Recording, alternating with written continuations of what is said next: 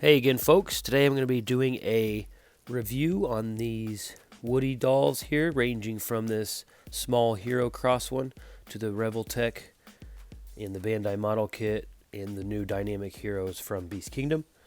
And as you can see here is just a little size comparison of the four. And to get an idea of how tall they are, the Beast Kingdom is about 9 inches or so with the hat. The Bandai model kit's right at about 7.5 or so with his hat, and then Revoltech comes in pretty small at about 6.5, and the Hero Cross is about 6, almost 6.5 as well. And here's a different look at all of them from a wide view, and as you can see, the shade of brown on all of their hats are just completely different. The Hero Cross one I do think is pretty accurate because it's darker.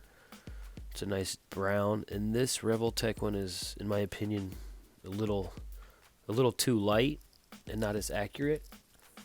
And the same goes for this Bandai model kit. Not only is it lacking details, it's just a much lighter brown than I think is in the movies. And this Beast Kingdom one, just like the Hero Cross, is also pretty dark. So I think it's a pretty good shade of brown for Woody compared to the other two here. All around, the details on all of them are pretty good. Getting a closer look at the details on the faces of these guys, the Hero Cross one, it looks pretty good. It's a little off. I do like the closed smile, and his hair, in my opinion, is a little too dark, and it lacks the painting details.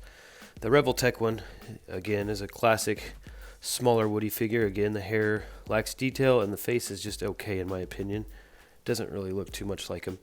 The Bandai model kit Woody, on the other hand, I think the face sculpt is great, and in my opinion looks the best and the most screen accurate, but his hair also lacks the paint detail as well, and overall he's just kind of a cheaper version of an action figure. And this one here from Beast Kingdom is a little bug-eyed. I think his eyes are a little too big and they bulge out too much. He doesn't have the hair painted details either, but all in all, he's pretty good.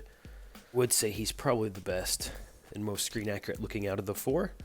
And looking at some more details on these guys here, the boots, specifically on the Beast Kingdom ones, are great. It has a nice toe mid-foot articulation, and the darker jeans and darker brown, I think, in my opinion, are a lot better than, say, this very light brown, which it is cartoony, but it's not the greatest at looking detailed or anything else, and the light brown on the hat too as well. This guy is the same. His shade of brown on his boots does match his hat, but in my opinion it's a little too light and just not the right type of brown that's in the movies. The darker brown on this Hero Cross here says Andy on his foot. They do all have Andy on their boot, by the way, and his darker brown hat and darker brown tone in general I think is better. Looking at them individually, the Revoltech guy here, he comes with 2 face changes, and I think 6 pairs of hands, his hat, and of course the eyes are movable on both face plates there. All in all, a really great figure because he is super posable, and one of his hands here actually holds Lenny, which is another accessory he comes with. I just don't have him in the shot here.